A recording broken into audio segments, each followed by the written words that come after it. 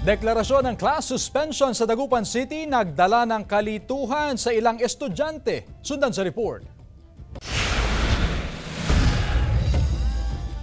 Nalito ang ilang estudyante sa Dagupan City sa biglaang pagbabago ng anunsyo ng lokal na pamahalaan hinggil sa pagkakaroon ng pasok sa paaralan. Nalituloy ang mga estudyante sa pagpasok kaninang umaga.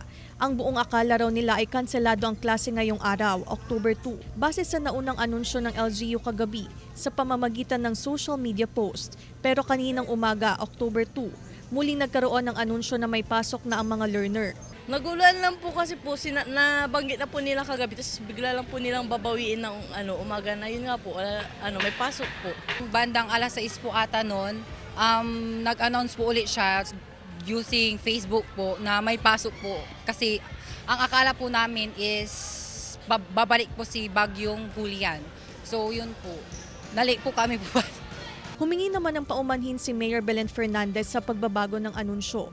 Bumuti na kasi ang lagay ng panahon ngayong araw at wala na rin nakataas na storm signal sa probinsya base sa pinakahuling report ng Pag-asa.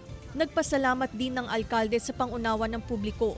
Agad naman daw na nakipag-ugnayan ng pamunuan ng eskwelahan sa mga guro at estudyante tungkol sa pagbabalik ng klase ngayong araw. Nagbigay na lang sila ng sapat na oras upang makapasok ang mga estudyante sa naapektuhang klase. Online class kami, lalo sa mga may mga technology sa bahay, meron silang gadgets, may wifi.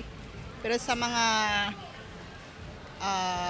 walang connection, ano na lang, yung module. Pagbiglaan, meron kaming GC sa klase group chat. So we also have yung soft copy. Pinag-aaralan na rin ang pagpapatupad ng remedial classes dahil sa mga araw na suspendido ang pasok ng mga estudyante. Kasama si Henry Domincil, Claire Lacanilao Dungca, One North Central Luzon.